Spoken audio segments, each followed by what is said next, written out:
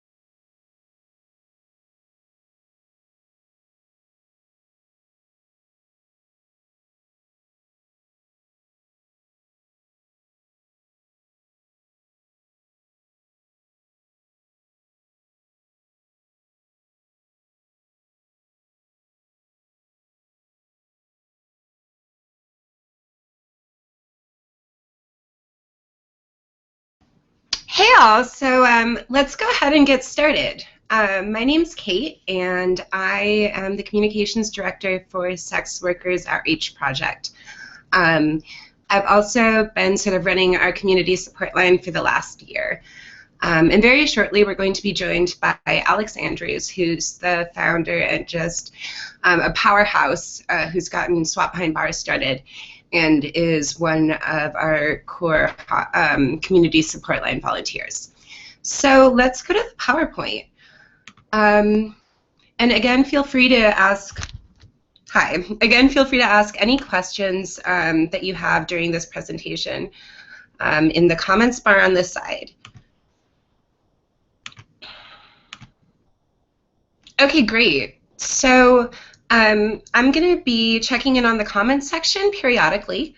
And this presentation was adapted by a presentation that Connor Spinks, who is a former board member, created for community support line trainings about a year ago. She has extensive experience in operating hotlines and warm lines. So yeah, let me go to the PowerPoint. So what is the community support line? I personally really like to think of our community support line as a sort of casual, multi-purpose drop-in space for sex workers in their communities. We all know that there are really only a few cities in the United States that have great services for people involved in the sex trade. Those cities might be San Francisco, DC, maybe Baltimore, but most cities in the U.S. don't have, sort of stable, weekly, even recurring spaces that sex workers can just come to and get peer support and social support. So this is sort of the main concept or purpose for the hotline, or for the community support line. The HIPS phone line is very sort of a DC-based organization, but they have 24/7 capacity. So, for someone who is in crisis or needs support around the U.S., especially from 12 a.m. to 10 a.m., the HIPS phone number is going to be the place where you would refer them to. And so what is the community support line, and what do we do? The main goal and purpose is sort of peer and sort of either peer support or like ultra sex worker competent, non-judgmental support to people who are involved in the sex trade. And then, sort of if you're conceptualizing this as like a virtual drop-in space, like any real-world drop-in space, a really diverse scope of issues may come up. So that's not like, dealing with crisis issues or whatever is not our main focus, but we want to be prepared to address those. So those kinds of things might be safety planning or harm reduction planning, crisis counseling, referrals to local services or organizations, as well as just sort of general information. We're sort of information brokers. In terms of our call volume and types, we actually are fairly low volume, although it can vary a lot from day to day. On average, we'll get about 1 to 6 calls in a day. And then our calls sort of group into 2 different types of calls. So they're either going to be just like a short 5 to 10 minute request for, like, oh, do you have any harm reduction resources? Or, hey, I want to get involved in SWOP. Do you have a chapter in like X location? Or I want support getting out of the sex trade. Do you know of any local services? Or, so that's sort of a cluster of types of calls. And then we also have longer calls. And these typically span from 30 to 60 minutes and are more sort of talk support, working through and talking through issues and things like that. So in the last year, we've gotten calls from 32 states. And the top calls top states are California, New York, Texas, Maryland, Illinois, Florida, and North Carolina. And then in terms of call identity, the main bulk of our calls, so over 50%, are going to be current or former sex workers. And then there's a chunk of activists, some of which might overlap with a current or former sex worker category. And then we get a decent amount of calls from service providers. Occasionally we'll get a call from a researcher or an academic, as well as a family or friend. And then other, most of those calls are going to be either sort of like, people who want information about how to get into porn, and we'll go over, or, how do I stay safe while escorting? Just people who aren't really involved in the industry yet, but have, the basic questions that a lot of sex workers have, and maybe some of you on this call had when you were getting involved. So, and we'll go over how to answer those kinds of calls in a sec. Okay, so common call types. The main few are sort of being outed to or by family, and then the cluster of concerns that come along with being outed. So this might be, legal repercussions. Can my family get the cops to, can my family get me arrested for this stuff if I'm outed? What are the impact on my, my relationship with my landlord? Custody issues. And things like that. And then, another big one is sort of isolation and sort of mental health issues that relate to that. So a lot of calls might just be, I'm feeling so isolated and really sort of depressed around that, and sort of talking to people about strategies to address those kinds of issues. The next type of call, sort of referrals. Legal information, so we can provide sort of basic legal information. A lot of this information is Googleable or on, a sex worker website, so we'll go over that in a sec as well. Harm reduction information, questions about allyship, especially for families and intimate partners. That's a big one. Occasionally we'll get calls from activists, who are having like interpersonal conflict or are just really burnt out, and that's another really important part of the phone line. And then just general questions about SWOP. All right, so I know a lot of you guys are very ultra sex worker competent, but we're just gonna I'm gonna try to squeeze in the SWOP Chicago 90-minute sex work 101 presentation into about 5 or 10 minutes. So let me do that right now.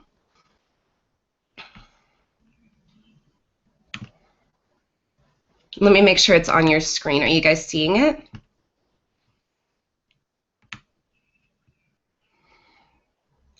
Okay, perfect. Yes, you guys are seeing the PowerPoint.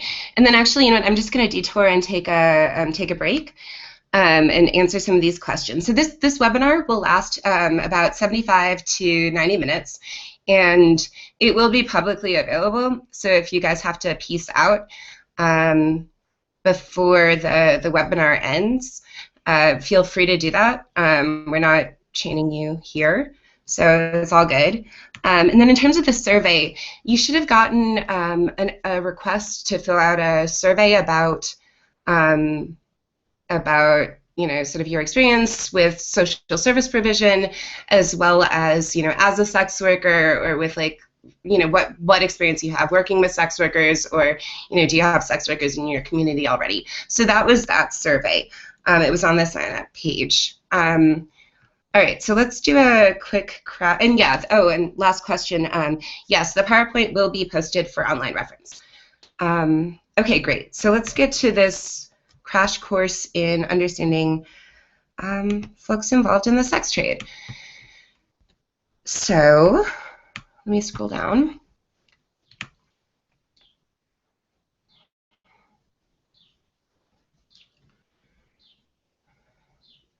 Okay, so what is sex work?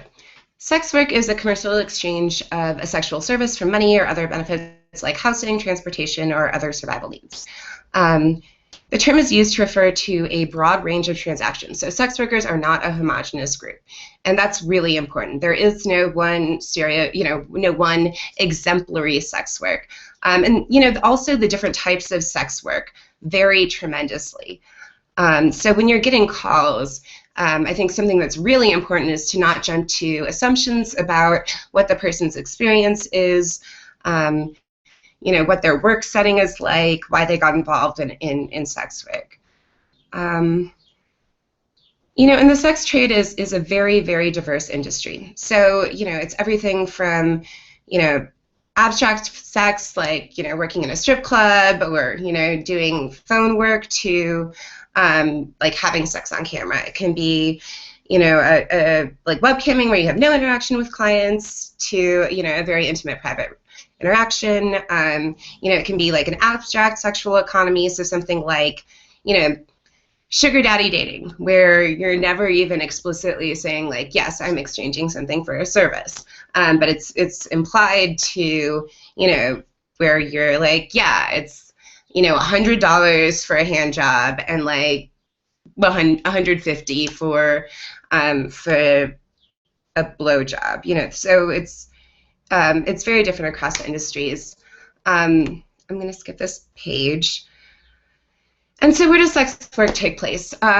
There's street-based sex work, and then there's also indoor sex work. It's really hard to get good data on where sex work is taking place, and there's a lot of conversations about this, but there's definitely a trend towards indoor sex work as and also sort of more independent sex work, as the barriers to working indoors with the internet have gone down a ton.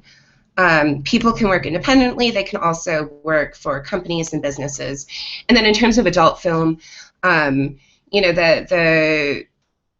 the types of settings where people are doing adult film is going to vary tremendously. It can be a very large, like sort of more corporate adult film company to something that's very, sort of self-made and produced adult film.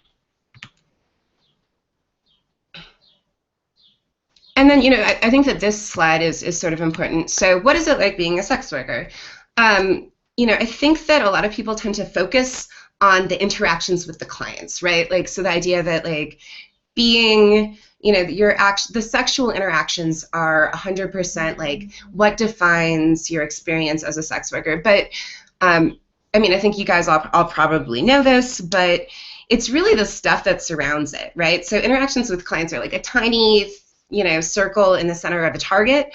And then other things like relationships with management, relationships with other workers, and then, things that aren't even within the workplace, mainstream views of sex work within your communities, your immediate and broader communities. And then all of these other identities can really affect your experience as a sex worker. Clients vary tremendously, so there's no sort of typical stereotypical client. There's a lot of really sort of counterproductive and negative campaigns that are not accurately portraying clients. So people are going to have diverse forms of relationships with clients. Management, it also is a total spectrum. There can be some really awesome, amazing workplaces. There can be some workplaces where, all of the labor rights are 100% there, but as with any service industry, workers sometimes get screwed, or it can be really exploitative and sort of mirror a domestic violence situation. People also conceptualize their involvement in the sex trade in very different ways. So, some people conceptualize it as sort of being a caregiver, sort of similar to a therapist, masseuse, nurse, or life coach. Some sort of conceptualize it as, like a relationship, but a limited one. Some sort of think about it as just a job, sort of mechanical work. Some sort of feel like it is a performance where they're not actually, trying to mimic the emotions that would produce things. It's just sort of like a shallow performance. And some people, especially people who may have experienced a lot of trauma, might conceptualize it as violence or an intrusion or like a bodily violation. And then there are also a lot of different work patterns within sex work. It's not exactly like a sort of typical job where it's like, okay, yes, like now you're involved in the sex trade and this is like your 9-to-5 job. Some people might do it, in the short term as a means to a particular goal. Some people might do it for meeting very, very basic immediate necessities. And some people might sort of view it as long-term work as their primary source of income over an extended period of time. Some people might dabble. Some people might see it as supplementary to another form of income and sort of supporting a lifestyle that they wouldn't be able to access if they weren't engaging in sex work. And people's understanding of sex work on the rest of their life is really varied. For most people, it's both positive and negative, and here are some of the ways that it's positive as well as negative. Sex workers establish boundaries in a lot of different ways.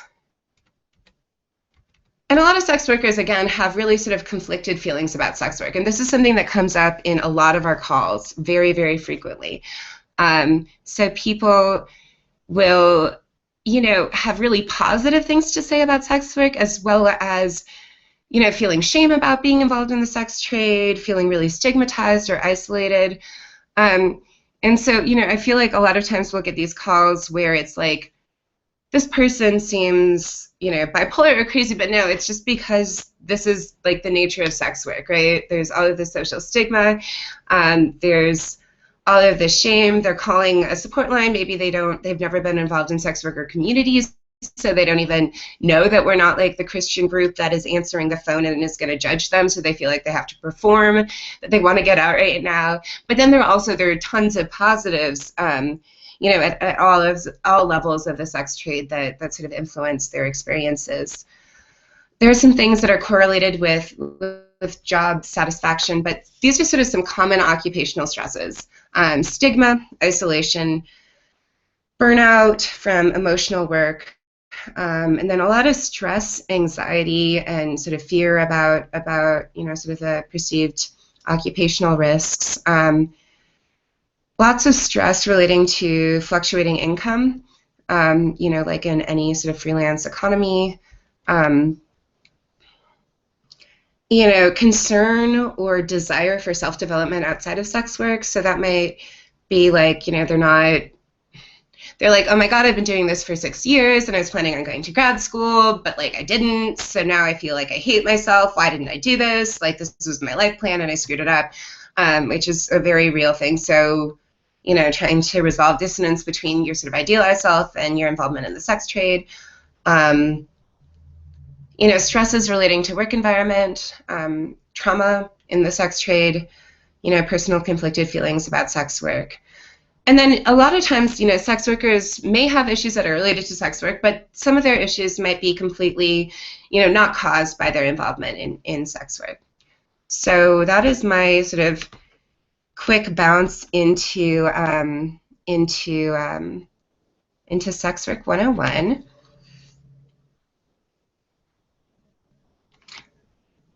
And then I'm going to answer your questions about the presentation. They're all on the SWOP-USA website. If you just go to I think there's a page that's like ally resources, and that's sort of going to be where you can access that. So let's go back to the main PowerPoint.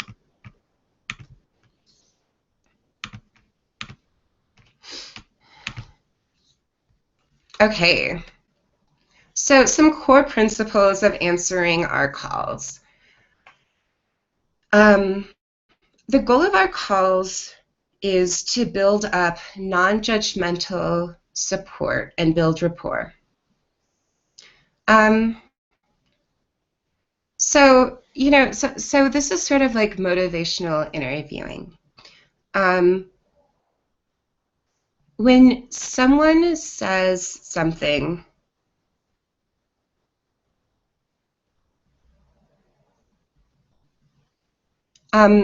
it's a good way to say, it sounds like you're feeling X because of the situation you're describing. So, if someone okay, so an example. Let's say I called the SWOP community support line and I'm like, I am so burnt out because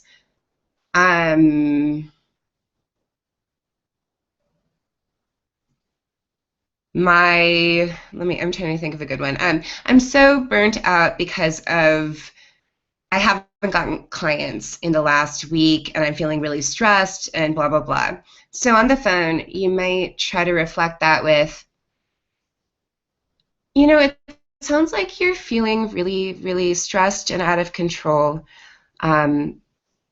because, you don't know when you're going to be getting money in and you're not sort of able to control when you're working. And then situations on the calls vary incredibly, but there are some things that are hard line no's. Asking why. So, a better way of specifically asking, like, why do you think that might be, that's a really interesting, or that's really interesting. I'm wondering what has made you feel like you don't have a right to get support. Or you could also say something like, what have you done in the past when you felt this way? Another thing is just that you shouldn't do is just straight out apologizing for the color situation. Just saying like, let's say someone has just been raped. It feels really minimizing to just be like, oh my God, I'm so sorry, that sucks so much. But you can definitely say, that, I'm sensing that this is a really, really hard thing for you. I'm so sorry you're going through this. Let's talk about, how I can help you out. And then this is sort of more of a sort of peer or, intense community knowledge support line. So using the phrase, "I know how you feel," is, again, going to be sort of reductive.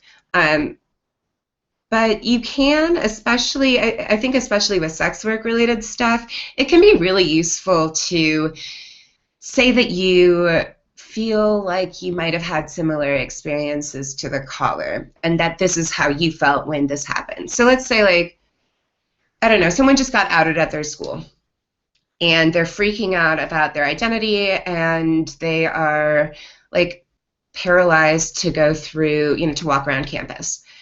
So what you might say is, I went through something similar where I was outed on my campus, and I know that when that happened to me, this is how I felt. Is that how you're feeling? I know everyone feels differently about these things. And then, a question for you guys all. So are there any other statements or things that you think have absolutely zero place on the community support line?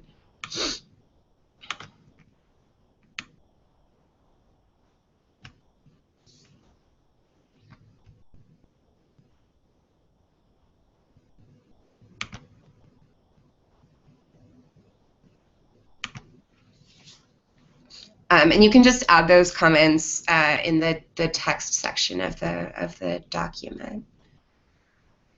So the next, and then I'll go back to that. So the next thing is using immediately in your calls. So some people who just, really are feeling isolated or have a lot of things to talk about. It might be like, sort of sometimes, when I get a call, I'm sort of like, well, what exactly are you wanting to talk about? Like, why are you calling us? So, it's really productive to try to provide some structure for the call. So, in the first instance, a caller begins with many significant issues, is audibly crying, and is practically hysterical.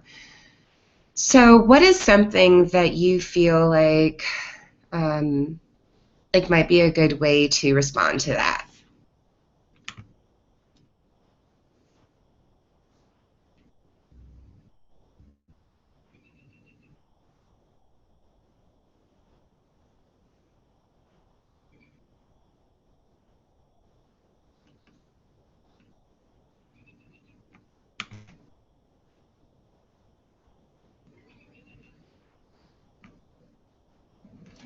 And then I'm just gonna, well, I think there's a slight delay in terms of when you see the video and when I say things. So I'm just gonna go and read through some of the comments that people made about absolute no-nos for the hotline. No shaming choices. Never say, maybe that wasn't such a great idea to do X, Y, or Z.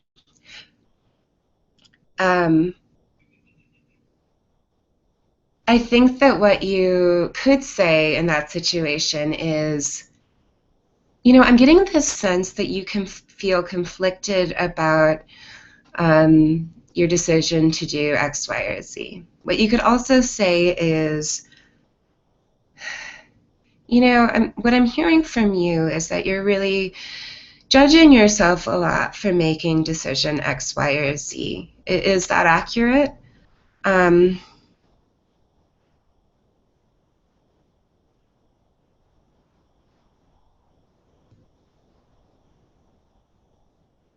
And then also another major no-no is avoid any assumptions about what they feel and whether they definitely want to stay in the sex trade or leave it. Make sure that you explore those options with them in a totally non-judgmental way if you're getting a sense that that is what they're feeling, but don't make assumptions. And then going back to the last question. Okay, so the caller begins a call with many significant issues, is audibly crying, practically hysterical. So some great comments that we've gotten are saying, start again slower. I want to hear what you're saying. Breathe. I really like the one from a person who said, asking them what methods they've used to calm themselves when they felt overwhelmed in the past. You could also say empathy, express empathy statements. Sometimes people might just want the opportunity to get things out and connect with someone. So also it's really important to just give people time for that. The second question is, you and the caller have been talking for 30 minutes, and each time you go to end the call, she brings up something else that she wants to discuss. How would you deal with that situation? Let's go to number 3. So right now, feel free to enter text answers to questions number 2 or 3 on this slide. So you and the caller, the caller keeps on bringing up, a new issue when you're sort of trying to wrap up the call. The third one is the caller wants SWOP to pay her rent because she's a sex worker and about to lose her kids and she's freaking out. So yeah, and then when you type out those answers, just enter the number next to the answer that you're giving, and then we'll come back to that in 2 minutes.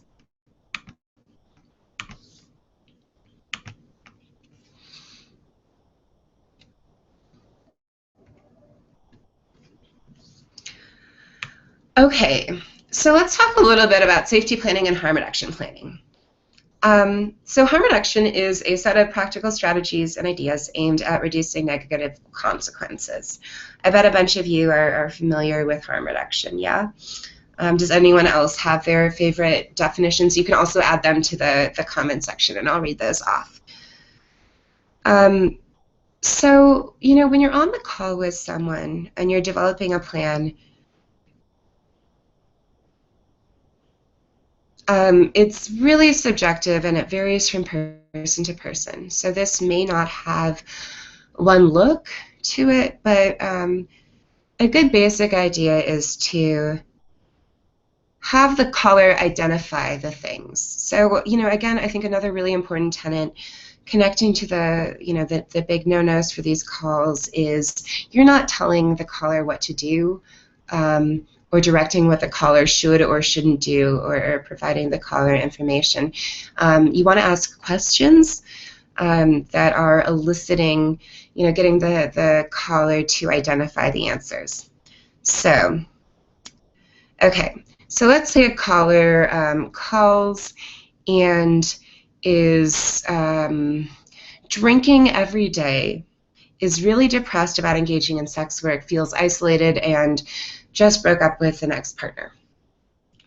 So what you might say is you might listen for a while, and then you might say, so it seems like you feel really trapped, and that you're just having the same experiences every day, and you don't feel happy with what's going on in your life right now. And the caller will probably say, like, yes, it's awful. And then you'll say, what do you think is going on? What do you think is making you feel trapped? Like, what do you think is sort of the biggest thing that's making you feel this way? And then you might say, so we've been talking about how you're feeling trapped and really sort of isolated and hopeless. So what are some things, I know that you can't, change everything right now, but what are some of the things that you most want to work on right now? What are, some things that you can work on today? Then you might ask, once the caller's identified goals, so those goals might be, I want to sign up for a Spanish class. I want to only drink 2 glasses per day, 2 glasses of alcohol per day. I want to meet up with a friend once a week. Then you might say, it can be really hard to stick with these things. So what are some things that, in the past when you've tried to make these, do these things that have gotten in your way? So some things might be, getting calls at different times of the day. And, she can't go to her language class. Or it might be she has a really triggering client, and then she feels like she has to drink. Then you might say, affirm that these are things that happen, that this is really, really hard, and that she's, her using these things as coping mechanisms are 100% legit ways to deal with it. And her experiences, and stressors are valid. So ask the caller, what are some things you can do to better address, to address your needs in a different way? Like, what are some things that you can do to overcome the things that have gotten in the way of you doing things you want to do in the past? And then you might say, what are some things that you can do today in terms of identifying next steps? Or you might want to ask, what are some things you can do in the next 5 days? What are some things you can do this month? So those are some things. And now I really want to go to some of the comments that people made. So in terms of, I'm going to go back to the other slide.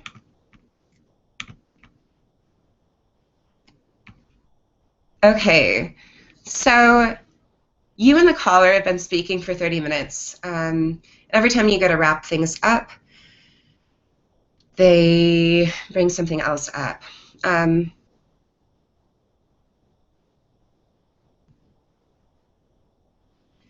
So yeah, ask them if there's something they're hesitating to talk about, and asking if that's why they feel a need to bring things up later. I think, something that's really common is you're building rapport over the call, and people will bring up an issue once they start to trust you, which might be, 20 or 30 minutes into the call.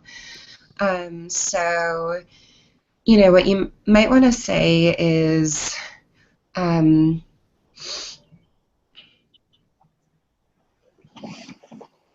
yay, and some exciting news. So Lindsay has just figured out technical difficulties and has joined us.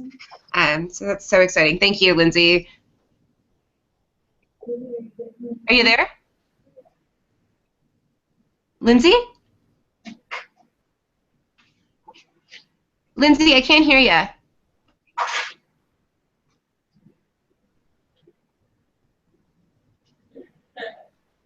Can you say something, Lindsay?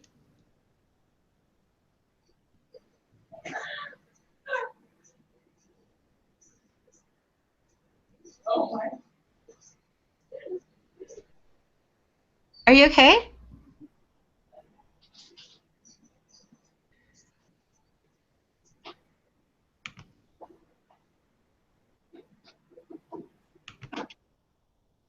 Okay, so and I'm sorry about that. I just muted you, Lindsay. So we're gonna go back to, yeah, okay, so someone keeps on going on. I would say, yeah, so ask them if there's anything else they want to talk about. I would also say establish a clear boundary. It can really suck when someone calls, you call and then the person just cuts you off immediately. So be like, yeah, so let's talk about this other thing. We have about 15 more minutes so to discuss this. So establish time boundaries so that they know what they're working within. If it's a repeat caller who's calling the hotline really consistently, beyond the capacity of our hotline, right? So you're getting 2 calls a day or, 5 calls a week. You might want to say, establish shorter time boundaries, so 15 to 20 minutes at the beginning of the call, as well as giving that person other resources. And then in terms of the caller wanting SWOP to pay rent for her, exactly. So exactly what Lindsay said.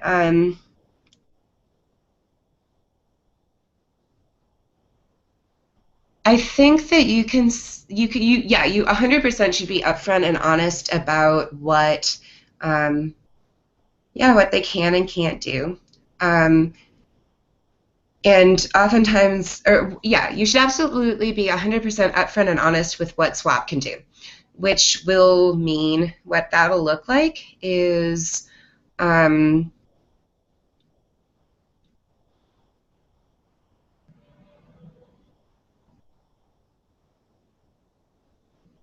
yeah. So and I'm sorry, I was planning on having another presenter, so I'm a little bit discombobulated, in terms of talking a lot. Yeah. So paying the rent, being really upfront and honest with like, I just want to be really honest and upfront with you right now, so that we don't waste your time. Like our organization, unfortunately, doesn't have the capacity to offer this. Um, it's we really wish that we could, but that's not something that we're able to do right now. But I'm happy to as Lindsay said, I'm super happy to refer you to other resources, and social service providers. um, and then also if the local resources aren't available, empathize with the person in terms of the fact that it sucks that these resources aren't available, and then also reaffirm the person's strength and competency in terms of accessing those resources or being able to build a safety plan around how to do things with those resources. In terms of paying your rent because um, maybe she got a notice from her landlord. Something that's really useful in that situation, and we've gotten a few calls like that, is Google tenant rights, and you can normally find the state rights laws in their state. And most of the times when people are calling and thinking they're going to get evicted, they haven't gotten formal notice from their landlord. They haven't been given 30 days notice. So things that will get people out of that crisis point will be providing them with information about what their options and rights are as a tenant, or what their options and rights are in terms of things. So sort of expanding their resources and what they feel are their resources. Can be useful. Um,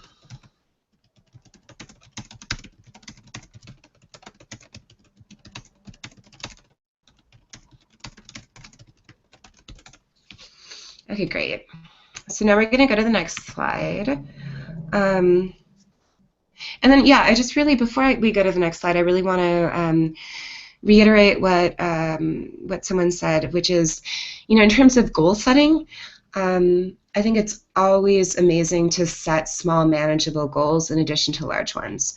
Often people feel overwhelmed, and that can, really lead people to give up on positive change. So, if a person identifies macro huge goals, it can also be great on the call to ask the caller, like, I think that those are great goals. What are some things that you can do, or can we talk about some things you can do today, to get those or can we talk about some things you can do today to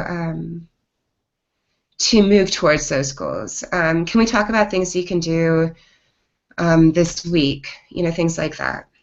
And then we were finally, yay! Okay, so my co-presenter is finally here. Welcome, Alex.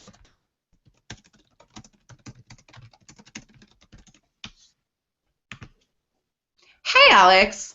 So you are now on the screen. Alex, can you say hi?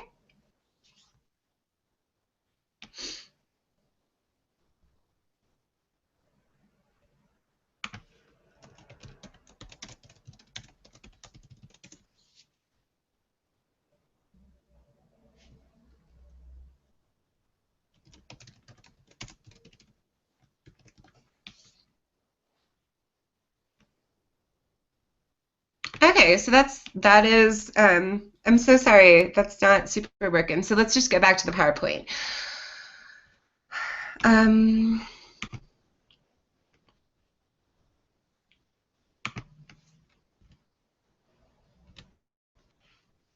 Okay, so yeah, we're gonna get some callers who need more help than we can provide. There may be some callers who are going to be in need of long-term counseling or other services that would be inappropriate for us to man. So some things that we can do, and Alex or Lindsay or anyone else, feel free to add your suggestions in the comment bar, and I'll add them. But you can get their, you can ask them if they feel comfortable giving you their phone number or email, and then you can say that you'll follow up with them with a referral if you don't know those off the base. You can also say, if someone's calling, every day or twice a day, you can say, I really appreciate that you feel comfortable and safe calling us. We're volunteer run, and we wish we had more capacity than we did, and I wish I had more time to speak with you, but due to our capacity restraints, we're going to have to ask callers to limit your calls to once a day, and we've got for about 15 minutes. Is that okay with you? And then, sort of just establish guidelines for that. And then I would, one other thing I'd like to add is that, in terms of callers who need more help, for me, this is really relative to resources that are available in that area. So I'm going to be more eager to refer people in places that have a 5 days a week drop-in center and case management and current and former sex worker therapists and places like St. James Infirmary and HIPS to their local resources because they exist. But if someone is in a place with no organized sex worker community in a really conservative part of the country, who doesn't have any friends or social support network, I would be more willing to give that person more time simply because there's not another resource that exists to meet their needs, while also directing them to sex worker communities that are online if they have internet access. And other resources, and then sort of like middle zone places might be places with SWOP chapters where there's not, super regular activities, but they can connect to a larger network of sex workers, and that is organized. I'm going to check and see if Alex is here. Okay, so she's working on the audio.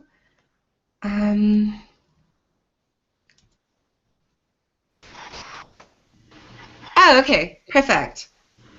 Alex. Now I can hear. Okay, perfect.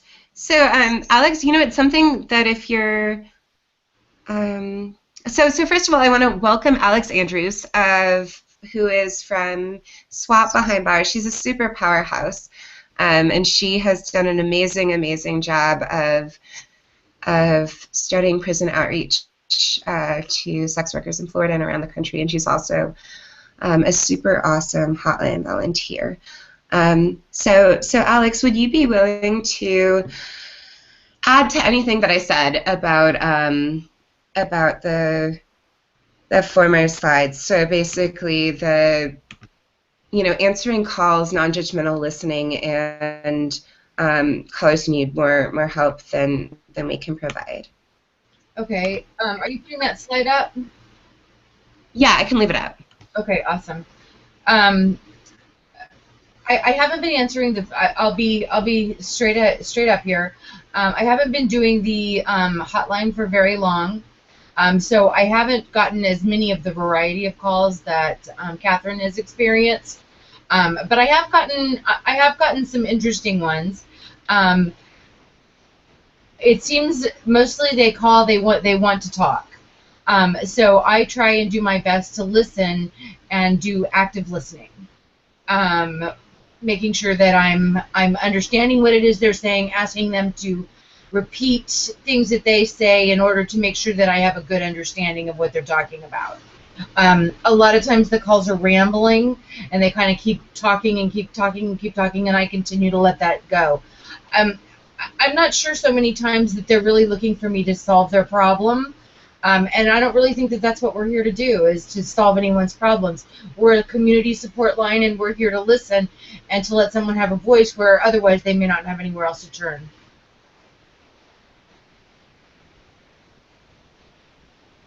Did you hear Awesome. it? Yeah, I did. No, that came through well and good. Alex, do you want to do a role play? Sure. Okay, cool. Let's do that, and then we can move on to the next section, which is just going over referrals. And yes, someone asked if the referral directory is going to be shared. Yeah, this entire PowerPoint is going to be shared, so you're going to have links to everything after this call.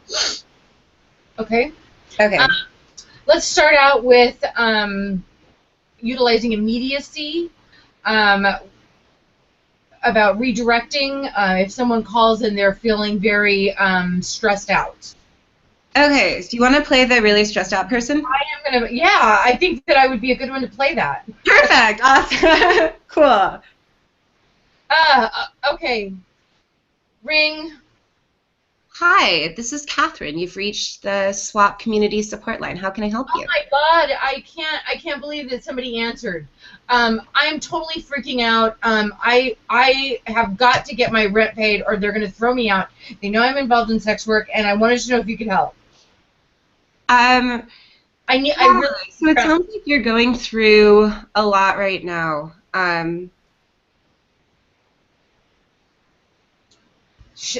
don't know what I'm going to do. I'm not going to have any place to live. My boyfriend just left me. He just took off. He just couldn't handle the dancing anymore. And he's really angry. He's really angry, and I can't go to work because he's just angry at me all the time. Okay, so it sounds like right now you're really stressed out about your ability to pay rent. So, Yeah. and it Yeah. also sounds like your relationship right now is you're sad because your boyfriend just left you. Sure. It also seems like your boyfriend has been getting in the way of you meeting your financial needs. Is that right? Yes, yes, he has been. He has been.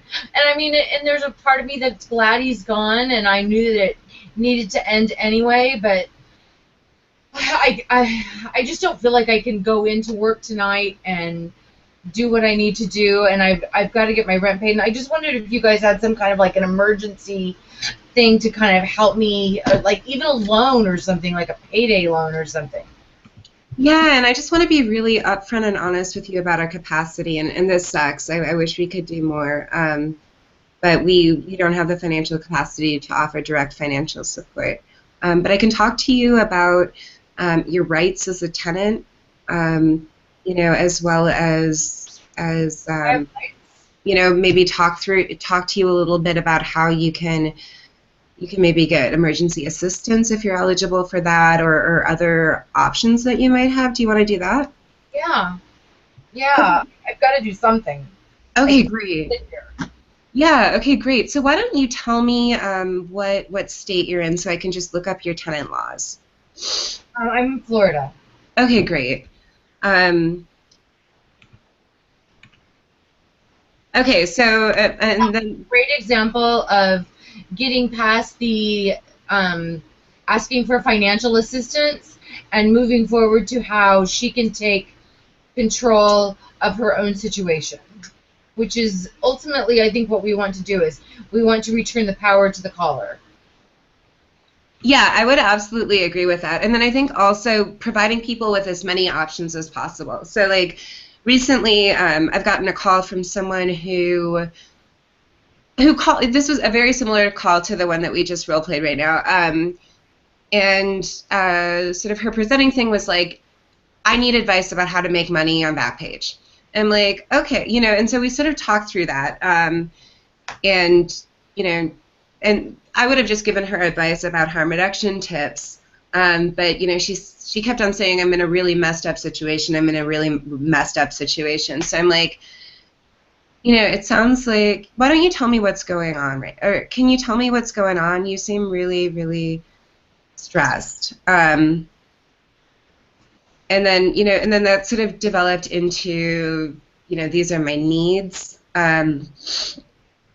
and then that sort of developed into sort of figuring out that she has more financial space than she thought she did as the first step, exploring a bunch of different ways that she could get her economic needs met, because she'd said a number of times that she's been applying for tons of jobs, doesn't want to do escort stuff anymore, she's sick of it, but none of those jobs are panning out, and so I asked her, I'm like, I'm getting the feeling that you want to put up a back page ad because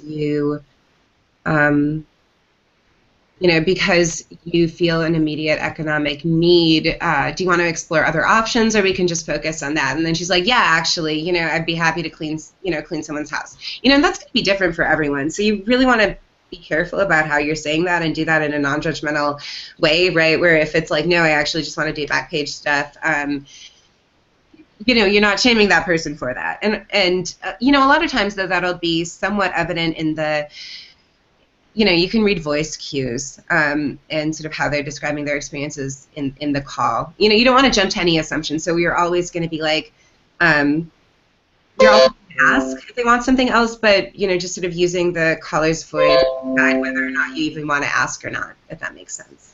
Mm-hmm. Okay, cool. So let's go back to this slide and just do a quick crash course in referrals.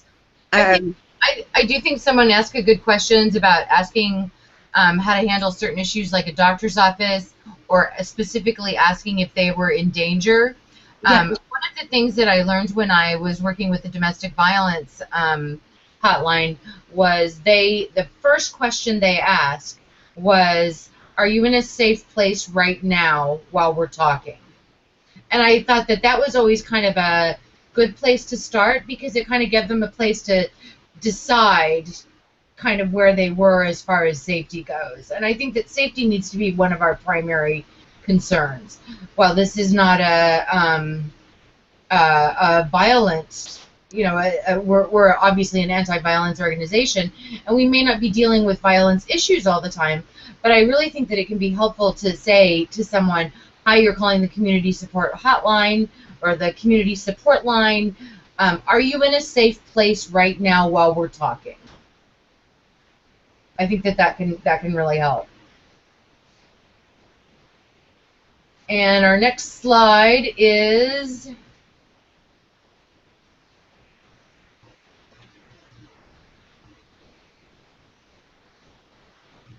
Hey, sorry, I pieced out for a second. Yeah, let me go to the PowerPoint, go to the next slide, and I think that's a really great point. And then, maybe we can role play a situation where you might want to ask, like, are you in a safe place right now? Okay. After we just go through referrals and sort of harm reduction versus legality stuff, because I think a lot of people were joining the call for those things. Okay. And then we can go to do the role play and talk a little bit more about safety planning around, I guess, suicide or DV situations. So, okay, a referral is offering the client another agency or organization that might be better suited to their needs. We have a handy-dandy referral directory, right? Popping up right here, and you're going to get this PowerPoint with the links. But this spreadsheet has two tabs. The first tab that you're seeing right here basically is a database of databases. So it has sort of like most of the local sex worker lists. So if someone's calling from Chicago, you go to Pros Network Chicago, and that would bring up a bunch of stuff. All of the DV services, and then it goes down to everything from the National Rape Crisis Database to LGBT community centers to everything. So that's a really great resource. And then we also have a tab with, it's being a little slow, but we also have a really awesome tab with individual resources, which were direct referrals from sex workers. Alex, do you have anything to add to that? Once again, I think most of the time when people are calling our hotline, they're calling for either a specific request or they're calling for a very broad kind of thing. And our job is to listen and to offer referrals when asked for referrals. Yes. I think it's really important that we not try to direct them in situations that they're not asking questions about. That's what support is, as opposed to, a hotline where, we're just running around trying to seek solutions for people. We're trying to help them arrive at their own solutions. And I Yeah. think that's part of harm reduction as well.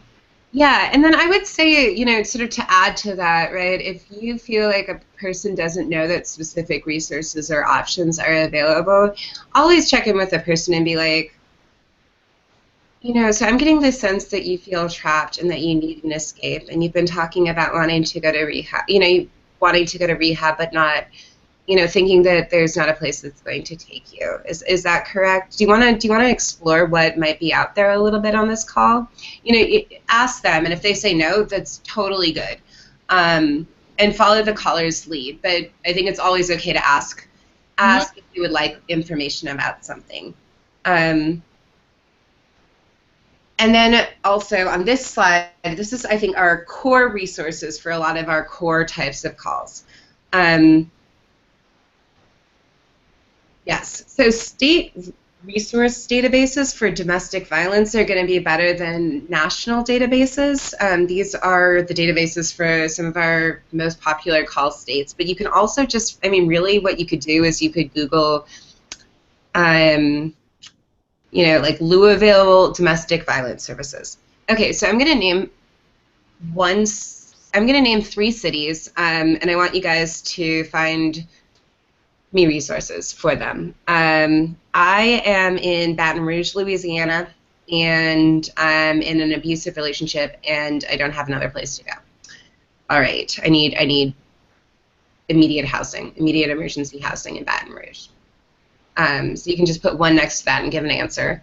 Can you put up the PowerPoint again? Oh, is it not showing? No, it's not showing. Oh no. Okay. Oh my God, I'm so sorry. Okay, that makes sense. I changed this screenshot and I've just been blabbing. Excuse me. Sorry about that.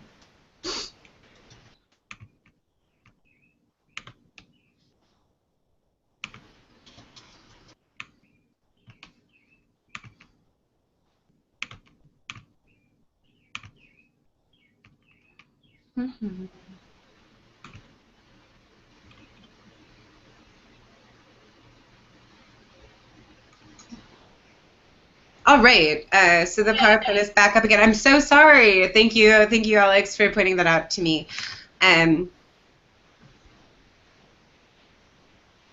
Yes. So these are all of the resources, and I'm going to go back to the previous page as well, so that you can see that slide as well.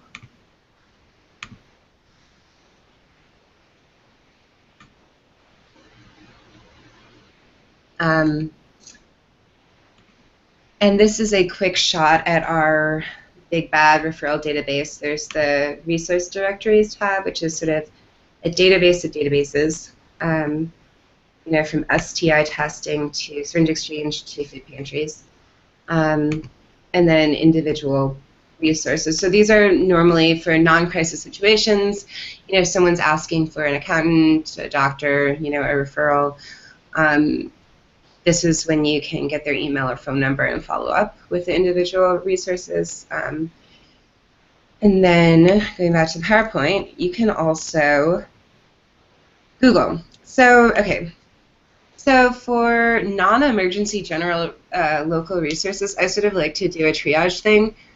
So if there's a big bad sex worker organization in their area, like the Sex Workers Project, like Power Inside, like HIPS or St. James Infirmary or Women with Vision, I will either, if they're comfortable with me giving, getting their phone number, I will say, hey, can you give me your phone number? I want to call the local sex worker organization and see if they have information about that resource, if the sex worker organization doesn't provide it themselves.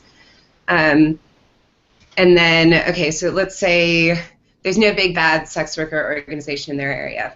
I just checked on the resource map.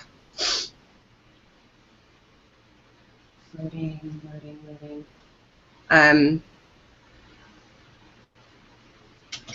And we have this cool map, and you're going to get the link to this as well. But basically, yeah, at any place with an umbrella.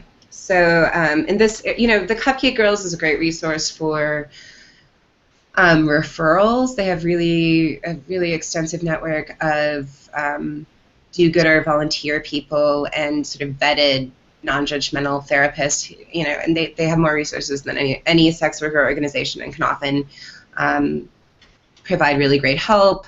Oh, San Francisco, there's Red Light Legal. Oh, there is Project Safe in Philadelphia, right? So, okay, so you're looking at this map and you're like, crap, there's not even a SWOP chapter in this city. So then you would go to triage step 2 of the PowerPoint, which is locating a harm reduction organization. These are organizations, especially the large ones, which will likely know of resources in their area that are non-judgmental to drug users, which often also means that they are non-judgmental to sex workers. So this is this database, and they basically have resources in virtually every state. Yeah, they have a really expansive list. So, you know, Arizona, you might click on that. You can either just refer that person to that organization and say, well, why don't you call this organization and ask them, you know, if they have any information about local services, or you know, if you get their phone number and email, you can call and follow up. And then if it's like, shit, there's not even a harm reduction organization in this city, what the hell is this? There's a pretty good LGBT-friendly database. So you just ask for their zip code, enter in the number of miles. So I'm going to do my own.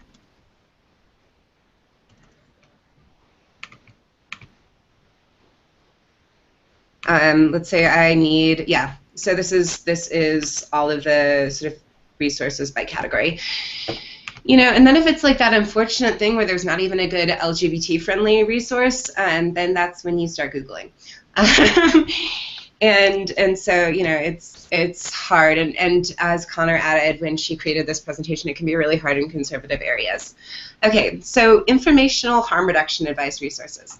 So if you call her and they're like, hey, I've been like thinking about getting into porn, and do you have any information, or like where would I go to work? We're gonna get to this like harm reduction and legality divide super soon, but I just want to show you that we have a bunch of really awesome resources. So what I would typically do with a call like that, with legal forms of sex work, I would say something like, yeah, so we really want people to stay safe, and you know, a lot of people who are just entering work don't know their rights and get into some really dodgy situations. So do you have internet? You'd ask them, like, do you have internet access? And then you would send them to our safety, the SWOP-USA safety resources page. So it's just SWOP-USA, you go to resources, you go to safety and self-care resources, you click on it, and there's sort of everything. And then you can sort of outline the resources that are best suited for them. So spotting and avoiding bad management is industry-wide. For people considering adult film work, tips and things to consider is a really great guide for, you know, super fresh newbies, so that they don't end up in like the dodgy exploitative porn directors' work. You know, people who are already in the industry, there's a health guide for adult performers. For indoor sex workers, Screening 101 is brilliant. Screening tips for adult film performers is another resource for adult film actors. But yeah, so when people are asking for specific harm reduction advice, something that I really like to do is to just you know, in addition to, and Alex will talk about this more later, but in addition to sort of asking them what they've done in the past, asking them what they think or what ideas they have are, you know, basically getting the person who's calling to generate those ideas, referring them to already publicly available resources that are online, and then framing the phrase in terms of like of harm reduction, not so much like, oh yeah, like you can go work at this studio and like you'll make more money if you have your own website and great pics. I have a great photographer. That's something that we can't do on this hotline, unfortunately. Alex, do you want to add to that? One of the questions that is that me getting an echo? One of the questions that was asked on the chat room was if these organizations had been vetted. As with any hotline situation, yes, of course, they've been vetted initially and they've gone through a training per se. However, we're constantly wanting to vet organizations again, and they need to constantly be in that vetting process. We need to make sure that we ask the callers to let us know if they have a good experience or a bad experience, to call back and make us aware of that.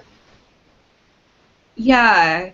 And then, you know, I'm sorry, I noticed some people were having issues with the PowerPoint, so I want to share it with you guys so that you can follow along if something's glitchy. And then, Alex, can you talk a little bit? You know, when we were talking on the phone, you had some really great thoughts about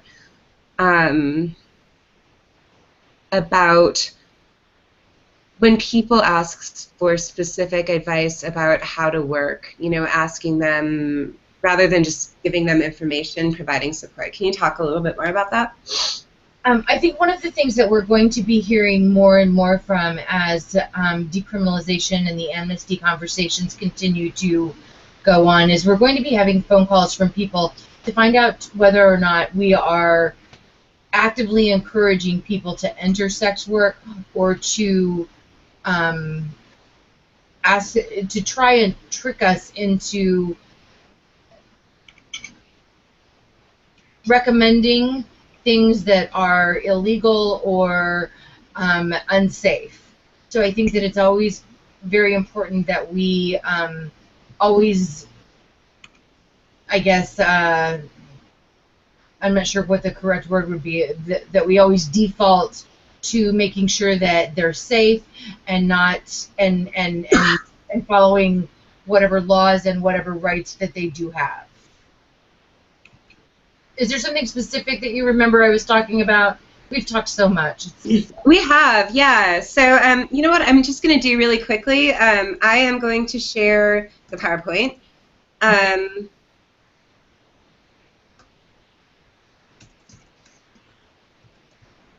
Yeah, so okay, let's go to, you know what, I'm just going to go super quick to the harm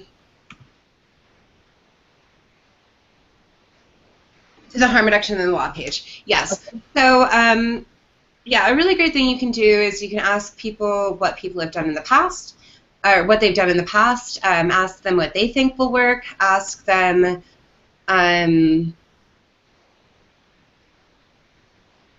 you know, ask them what their friends have done. Work for them.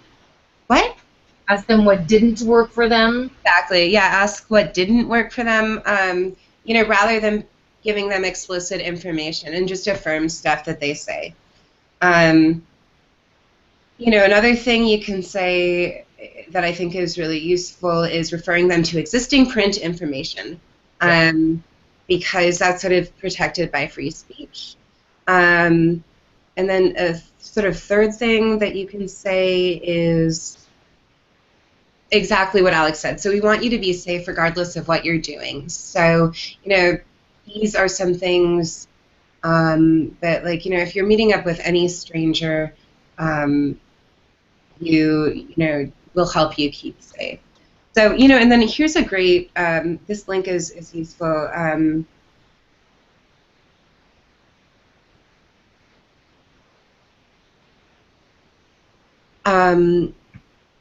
Here's some sort of other tips. Sorry, my computer's running a little bit slow, so it's not loading super quick. I'm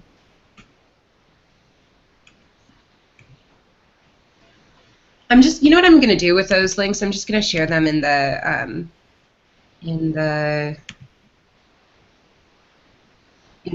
presentation. So, and then some general problem questions, though, in terms of harm reduction and the law. Be really wary of minors.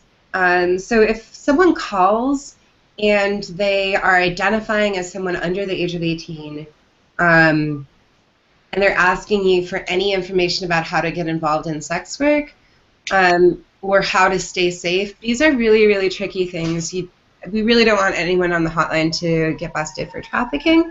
So what you might want to do is you might want to, you know, refer them to a local youth shelter, refer them to a youth runaway line, refer them to the Trevor Project, which is a great GLBT youth hotline.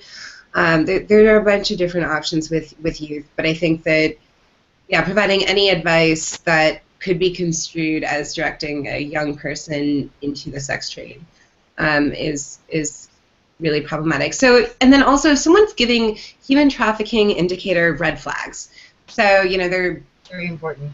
yeah, they're being flown across the country to work for an adult film company that is, requiring them to live in dormitories with security.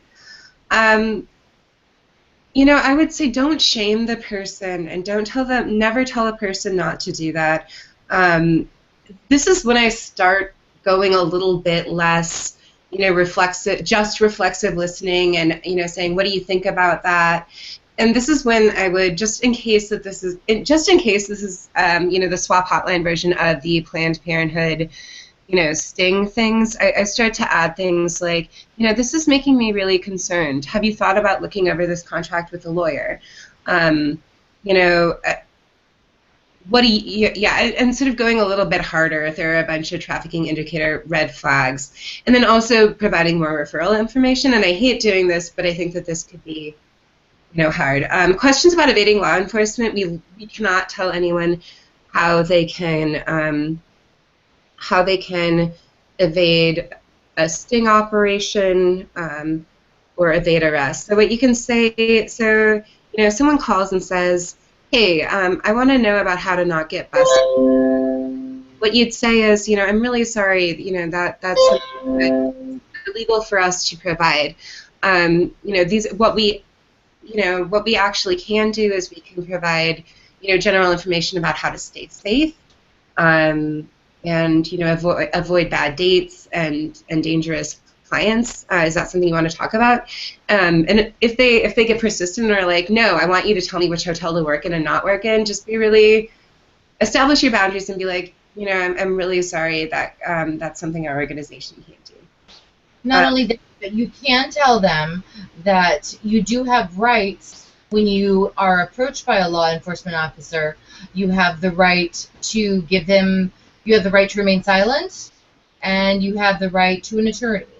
And those are rights that very often are neglected in our line of work. Those are rights that they do already have. They may not be much, but it's a very important thing to remind people that they do have the right to remain silent.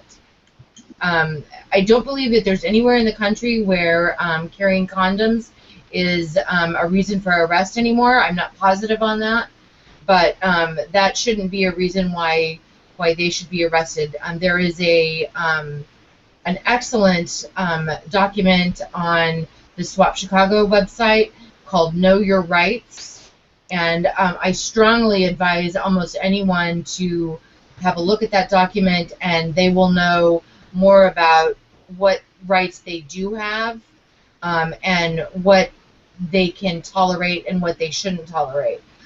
We had an ACLU attorney look this document over for the state of Florida, and I would recommend anyone who is in their own state to have the ACLU in your area look it over to make sure that it's also in line with your state's laws. But he said that the document was spot on. The rights that are listed in the Know Your Rights manual that's listed on SWOP Chicago's website is spot on. Those are the rights, and those are the things that everyone should know. Exactly. And you know what, I sort of want to go, I think some people have said, some of these organizations that are listed have been documented as being abusive or not super sex worker friendly. And I know that personally I've had experiences where I've gone to a doctor or a therapist, and the doctor has refused to give me referrals that aren't sex work positive or sex work friendly. And I felt that was really infantilizing. I was like, no, I can handle it. What do you think? I don't live my life going to therapists or doctors that are really, that I'm not going to tell I'm engaged or I'm doing whatever I'm doing to. So, I think that we sort of, at this community support line, follow that principle. Follow the principle that people are adults, that people are used to navigating not super friendly resources, and that we're not going to withhold information from a person if they're asking for it, but also be very upfront and say, hey, like, so, I'm looking at your area and I don't know of any, vouched for STI testing place. There are STI testing places in that area. Do you want me to give you those locations? And I can't, 100% say whether that's, we can't vouch for it, but this is definitely available and free. Do you want that information? And most people will be like, hell yes. I just want to make sure I don't have like syphilis or whatever. So I think that's important. Now I'm going to go to now we're just going to go super quick through, some questions. So interactive questions.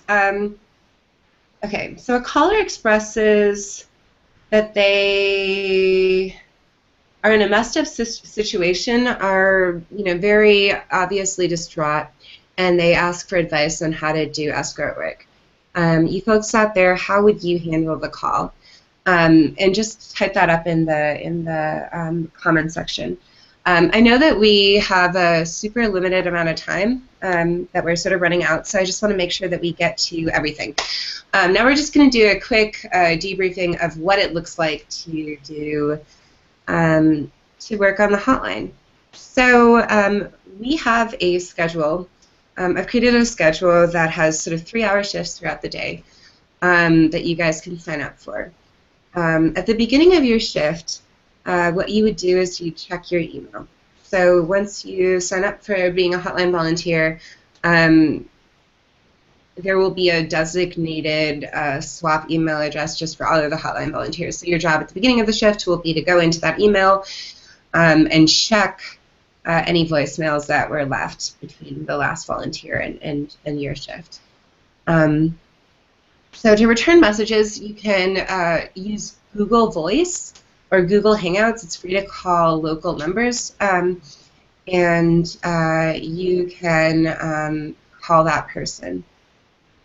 Don't identify that you're from SWOP unless that person left permission for us in the voicemail. And the voicemail asks and sort of explicitly says, like, please let us know if it's okay to say that we're from SWOP.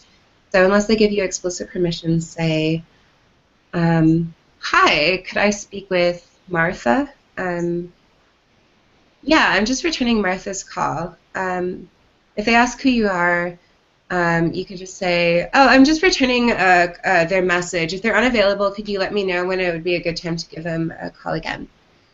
At the beginning of the shift, so right now, when the SWOP line rings, all volunteers will get the call. And then only those who have signed up for that shift are responsible for that call. So what I do when it's not my shift is I block 877-776-2004. So I'm not even getting phone calls from that number, so I'm not tempted to just pick up. And then, the way the system will work is you'll get a reminder 15 minutes before your shift, so you can switch that from block to receiving calls. Another thing you can do is just put 877-776-2004 to silence. So you're going to get a call, and it will say something like, press 1 to accept, 2 to decline, and then you'll press 1, and you'll say, hi, SWOP Community Support Line. How can I help you? Be sure to answer with SWOP Community Support Line. If you can, if it's at all possible, try to take calls in a quiet place, and preferably in a place where there's a computer nearby to look stuff up. But to be completely honest, it's better to have someone pick up your call than and be in a noisy place than to not get through. So you know, these are sort of flexible times, but it is helpful to be able to look up computer referrals. And soon, I just figured out how to do this. Soon we'll be having recurring weekly shifts. So like every month, you can sign up for a time slot. And you can sign up, you don't have to do that same shift every week, but the phone will just be ringing to you from, you know, say you sign up for like Monday and Tuesday from 9 p.m. PST to noon. Then and you do that for like the first 2 weeks of the month and not the fourth week. You'll still be getting calls on the third week of the month, but you won't be committed to signing up for them. And then Alex, do you want to do the overview of procedures during the shift? Be sure to answer saying SWOP Community Support Line. How can I help you today? Be sure to ask open-ended questions. Make sure that you repeat the question or comment back to them in a non-judgmental and helpful sounding way. And make sure that you acknowledge their strengths and what it seems that they're doing well, as opposed to trying to focus on the things that they're doing negatively. I do like to add. I do like to have someone's name when I. Alex?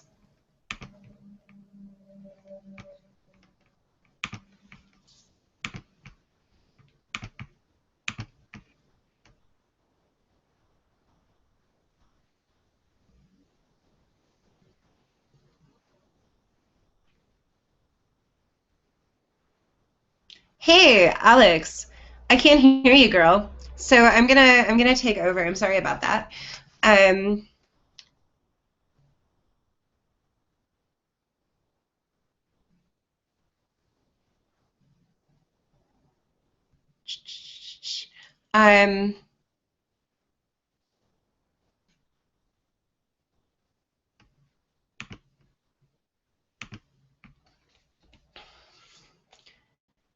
yeah, I can't hear you, Alex. So basically, in a nutshell,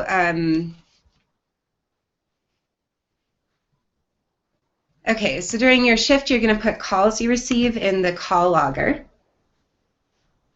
which looks like this. And you're just going to fill out the information for the calls. It goes super quickly to do that. And then if anything was really difficult for you during a shift, please, please, please contact me at Catherine@SWOP-USA.org. Or even if you just want to check in and be like, hey, I got 2 calls and they were great. I'd love to hear from you and about your experiences.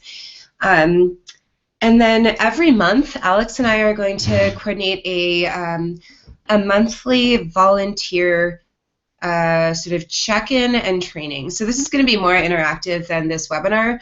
It's probably either going to be a Google Hangout or on the SWOP-USA conference line, and it's just going to be people talking about their experiences on the phone line, probably a sort of specific skill or issue to do training around, and then signing up for the next shifts. And the tentative date is the first Sunday of the month at 3 p.m. EST, but this is not set in stone at all. 100% not set in stone. So don't, you know, so the date might be different, but probably on a weekend so that more people can show up. And then some people asked about the minimum requirements. Honestly, I would say taking 2 shifts a month would be the minimum requirement. They last 3 hours. And we're really a sort of low volume call line, so there's a chance that you might not get any calls at all during those shifts. You know, ideally, I think having someone doing, you know, at least 3 out of 4 weeks a month doing a specific time slot, that'll be easier for us to do scheduling for you and do scheduling for the phone line. And the sign-up sheet, I'm going to share that link right here. Where are you?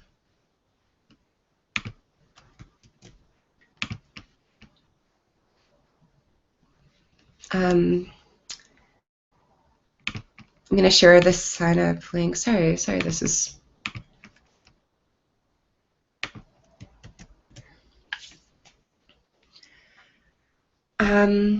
yeah, so that's the sign up link.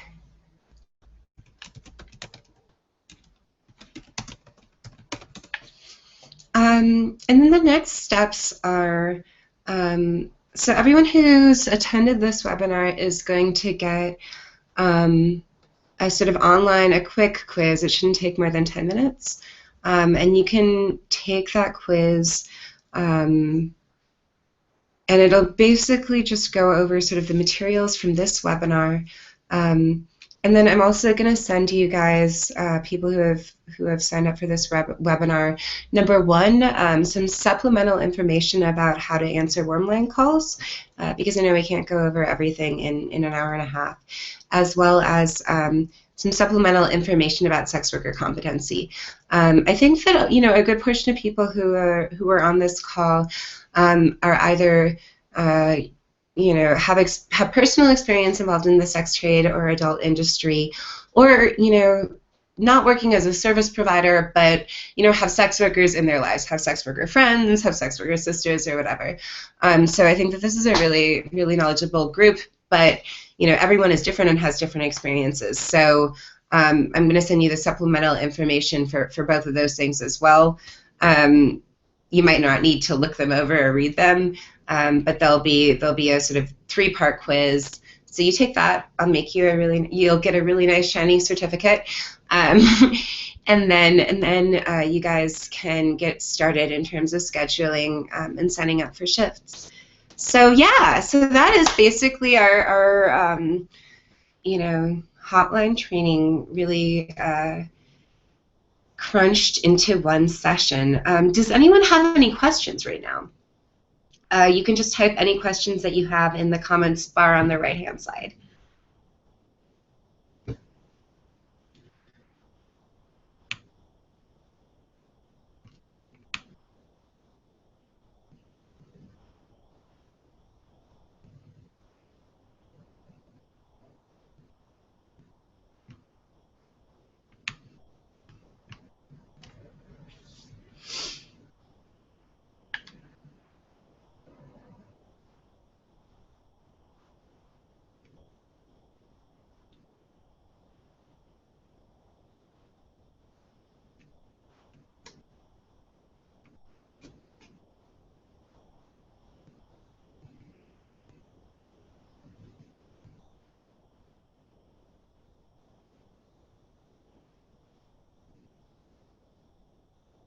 All right, well, if there aren't any additional questions, thank you so much for joining our Community Support Line webinar, and we'll be sending you all of this follow-up information within the next week. Again, this is a really, really cool service that we offer, and we really appreciate your interest and support.